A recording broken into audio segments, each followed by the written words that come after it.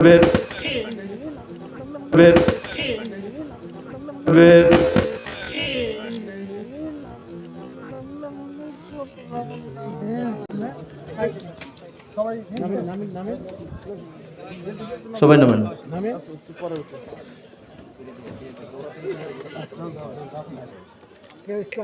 নেতা পূর্বে আসেনি কোনো সময়।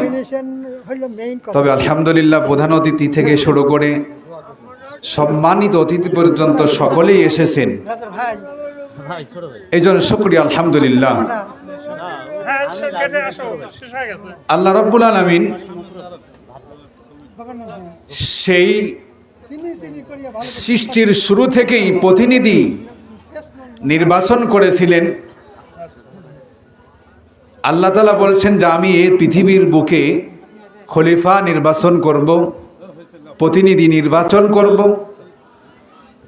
শেষ পর্যন্ত পৃথিবী যতদিন পর্যন্ত বিদ্যমান আছে আল্লাহ তাআলা ধ্বংস করবেন না, এতদিন পর্যন্ত এরকম খলিফা বা এরকম নেতা দিয়ে আল্লাহ রাব্বুল আলামিন রাখবেন।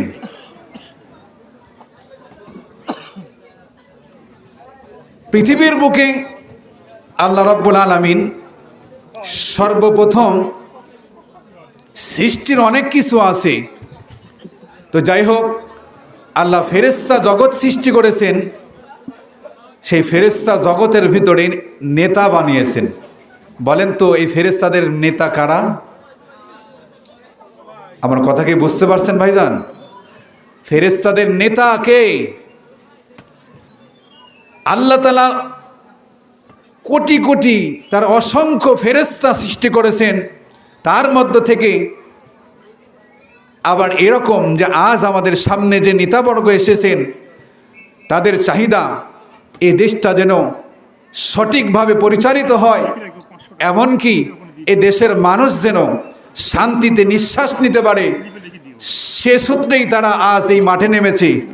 আমরা দোয়া করব যে আল্লাহ রাব্বুল আলামিন পূর্বকালের মতো এরকম যেন আমরা আর ভোগান্বিত না হই, এমন একজন নেতা নির্বাচন করুক, সেই নেতার ছায়াতলে যেন বাংলার সমস্ত মানুষগুলো শান্তির নিঃশ্বাস নিতে পারে। সকলে বলে আমিন। যাই হোক, যে কথা বলতেছিলাম কথাগুলো তো এলোপাতাড়ি হয়ে গেছে। যাই হোক, আপনারা একটু দরুদের মাধ্যমে আমরা আবার সেই জালসার পরিবেশটা নিয়ে আসবো। সকলে দরুদ পড়ি। আল্লাহুম্মা সাল্লি আলা সাইয়্যিদিনা মাওলানা মুহাম্মদ ওয়া আলা আলি সাইয়্যিদিনা রাসূলিনা মুহাম্মদ। কোথা থেকে বাদ দিয়েছিলাম আপনারা কি মনে আছে বলেন? আমরা বলেছিলাম যে আদম যখন নবীর প্রতি দরুদ পড়ল তখন গাই আমাদের মা হাওয়া আলাইহি ওয়াসসালাতু ওয়াসসালাম বৈধ হয়েছিলেন কেমনে? আদম সৃষ্টির পরে হাওয়া আলাইহি ওয়াসসালাতু ওয়াসসালামকে সৃষ্টি করলেন তার বাম পাজরের হাঁস দিয়ে। আদমের মধ্যে যখন রূহ দিলেন, জ্ঞান দিলেন, উনি তখন জান্নাতের ভিতরেই জাগনা হয়ে সামনে দেখে একটা অপরূপ সুন্দরী মানুষের মতোই দেখা যায়। আদম এখন বলতেছে যে ক্যারে আমার মতোই একজন দেখা যায়, দেখি তো ইনি আমার মতোই কিনা। সুবহানাল্লাহ বলবেন না? আরো জোরে সরে বলেন সুবহানাল্লাহ। আদম বলতেছে এরে এটা তো আমার মতোই একটু দেখা যায়, কিন্তু একটু বিতর্কভাবে দেখা যাচ্ছে, তবে দেখি এটা আমার মতোই কিনা। আদম আলাইহি ওয়াসসালাতু ওয়াসসালাম জান্নাতি পোশাক দিয়ে আদম এবং হাওয়াকে আল্লাহ রাব্বুল আলামিন সজ্জিত করে রেখেছিলেন। যাই হোক, ভুলের কারণে আল্লাহ তাআলা পৃথিবীর বুকে মানুষকে দিয়েছেন প্রতিনিধি হিসাবে। সংক্ষেপ করেন, সময়টা বলে দেন। মানে 10 মিনিট কি 15 মিনিট? 10 মিনিট বসে।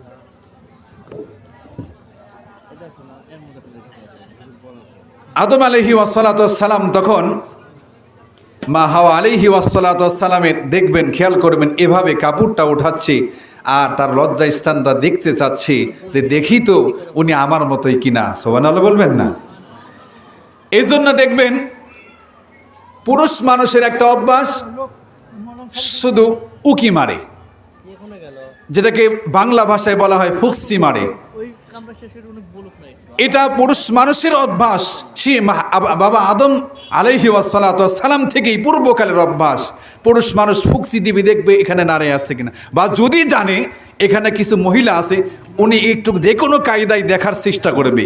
এই অভ্যাসটা সেই আদম আলাইহি ওয়াসসালাতু ওয়াসসালাম থেকে।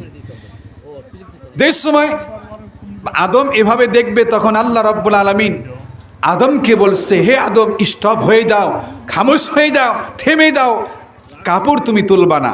সুবহানাল্লাহ বলবেন না? কথা কি বুঝে আসতেছে বাদান? আমি ওই যে ধরেছিলাম পূর্ব থেকে অনেক আগেই, যাই হোক নেতাবর্গ আসছেন দেশের জন্য, তারা রাতারাত দিন রাত একাকৃত করে তারা খেটে যাচ্ছেন। আমরা চাবো যে তারা এ পর্যায়ে আসুক, দেশের খেদমত করুক। যাই হোক, এই আদম যখন দেখবে তখন আল্লাহ স্টপ করে দিয়েছে, থামাইয়ে দিয়েছে, বলছে, হে আদম, তুমি যে এই হাওয়াকে দেখতে যাচ্ছ, পরীক্ষা করতে যাচ্ছ, এর জন্য তুমি কি করো? মহারানা দাও। সুবহানাল্লাহ বলেন। মহারানা, এই মহারানা দিতে বলছে কে? আল্লাহ। এটা এক পর্যায়ে ফরজও ধরা চলে, এটা এক পর্যায়ে ফরজও ধরা চলে। কারণ কোনো মানুষ যদি বিবাহ করতে যায়, তার প্রথম শর্ত হলো তাকে, তার শর্ত এটা যে তার ধন সম্পত্তি থাকতে হবে। একজন নারীর সমস্ত দায়ভার ওই পুরুষটা নিতে হবে।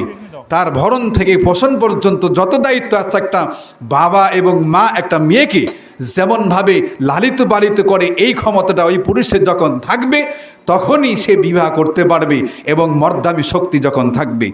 যাই হোক, আল্লাহ তাআলা বলতেছে কি করো? এই তুমি মহারানা দাও। আদম বলতেছে, আল্লাহ মহারানা দেব?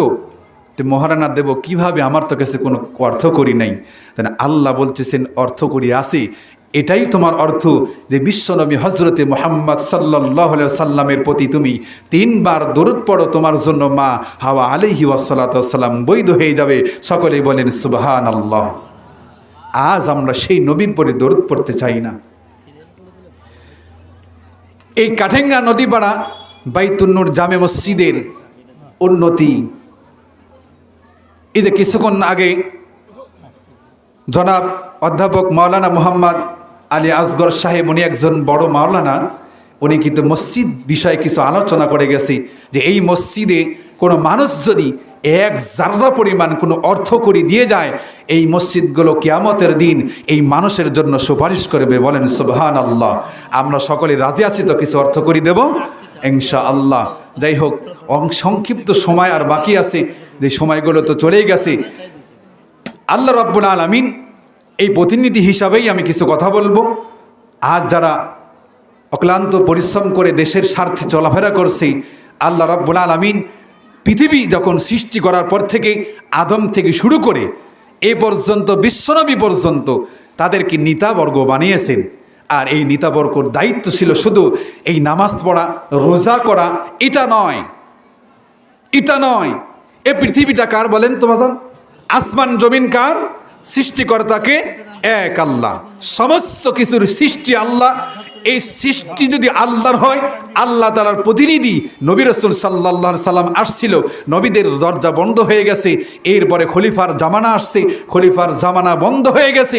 এরপর ওলামার জামানা, এরকম পর্যায়ক্রমে আসছে। কেন আসছে? যে এই মানুষগুলো জান্নাত পথগুলো খুঁজে নেয়, জাহান্নামের পথ থেকে এই মানুষগুলো বেঁচে যায়। বাজান, আজ আমরা যদি মারা যাই, আজ যদি মারা যাই, এখন মারা যাব, মাইকিন হয়ে যাবে যে অমুক মানুষটা ইন্তেকাল করেছে, বড় ইন্না লিল্লাহি ওয়া ইন্না ইলাইহি রাজিউন, তার নামে আগে হবে মরহুম, উনি আর পৃথিবীর বুকে নাই। বলেন তো যাবে কোথায়? বলেন বাজান, কোথায় যাবে? একজন মানুষ যখন নিঃশ্বাস ত্যাগ করবে, করার পরে তার আসল ঠিকানাটা কোথায় হবে? কবরস্থানে। শুধু ওটা আসল ঠিকানা নয়, এটাকে বরজখের জগৎ বলা হয়। কবর যদি আপনি দিয়ে আসেন, দিয়ে আসার পরে 1 দিন, 2 দিন, 3 দিন, 40 দিন, 1 মাস, 2 মাস পরে ওই কবরটা খোঁড়ার পরে দেখবেন ওর মধ্যে হাড় হড্ডি অনেক সময় পাওয়া যায় না। কথা ঠিক কিনা বলেন? হাড় হড্ডিও পাওয়া যায় না। এই মানুষগুলো কোথায় গেল? এই মানুষগুলো কোথায় আছে? কিভাবে আছে? এই কোথায় গেল? মানুষকে তো এই 3 হাত মাটির তলে রাখলাম নাকি? অনেক সময় হাড়ি পাওয়া যায় না, এই মানুষগুলো কোথায় গেল? আল্লাহ রাব্বুল আলামিন বলতেছেন, আমি 3টা জগৎ দিয়েছি সৃষ্টির ভিতরে। 3টা জগৎ, একটা হলো রুহের জগৎ, আরেকটি হলো দুনিয়ার জগৎ, এরপরে বরজখের জগৎ। এই জগৎটা কোথায় এক আল্লাহ রাব্বুল আলামিনই ভালো জানে, আর কেউ জানে না। আমরা এতটুকু জানি মানুষ মারা গেছে, যাওয়ার পরে তাকে কবরস্থ করা হবে, এই পর্যন্তই জানি, তার বাহিরে আমরা কিছুই জানি না। আল্লাহ রাব্বুল আলামিন পৃথিবীর সমস্ত মানুষকে সৃষ্টি করার পর আল্লাহ কুল্লু নাফসিন যায়কাতুল মাউত এই আয়াতটা দিয়ে জানায় দিলেন, ও পৃথিবীর মানুষ, আমি আল্লাহ বললাম 90 বছর বয়স নয়, 20 বছর, 30 বছর, 40 বছর, এমনকি 60 বছর পর্যন্ত তোমার হায়াত আমি আল্লাহ দেব। এরপর একটা মৃত্যুর মাধ্যম দিয়ে তুমি আমাকে আমার কাছে আল্লাহ রাব্বুল আলামিন আমি ফিরিয়ে নিয়ে আসব। এরপরে তোমার সমস্ত হিসাব নিকাশ আমি আল্লাহ রাব্বুল আলামিন এক এক করে নিব। নেওয়ার পর তোমার জায়গা কোথায় হবে এটা সেই সময় নির্বাচন হবে। কিন্তু আমি আল্লাহ রাব্বুল আলামিন যখন মৃত্যু দিব, দেওয়ার পর একটা জগৎ রেখেছি, বরজখের জগৎ। এই জগতে আমি আল্লাহ আর ফেরেশতার কথা হবে, আর ওই মৃত্যু ব্যক্তির কথা হবে, আর কারো হবে না, আর কারো কথা হবে না। হুজুর সাহেব বয়ান করছি, মৃত্যুর পর মানুষকে আল্লাহ রাব্বুল আলামিন 3টা প্রশ্ন করে। 3টা প্রশ্নের মধ্যে 1 নাম্বার মার রব্বুকা, বলে না বলেন? এটা আমরা জানি কিনা বলেন? মার রব্বুকা অমান দিনুকা অমান নবিয়ুকা, তোমার রবকে, তোমার দিন কি ছিল, তোমার রাসূল, তোমার নেতা কে ছিল, এইভাবে প্রশ্ন করা হবে। বলেন তো, এইরকম ভাবে বয়ান শোনার পর ওই সময় এক ব্যক্তি, উনি ইংরেজি ছিলেন, উনি বৈজ্ঞানিকভাবে বিশ্বাস করতেন বেশি। যখন হুজুর বলেছেন কবরের মধ্যে 3টা প্রশ্ন করা হবে, উনি কি করেছেন, একজন মৃত্যু ব্যক্তির কবরের মধ্যে এরকম মোবাইল রেখে দিয়ে আসছে চালু করি, কল দিয়ে তার কবর 20টা একটি মোবাইল, কবরের ভিতরে একটি মোবাইল দেওয়ার পর উনি কলটা রিসিভ করে মোবাইলটি কবরের মধ্যে রেখে আসছে।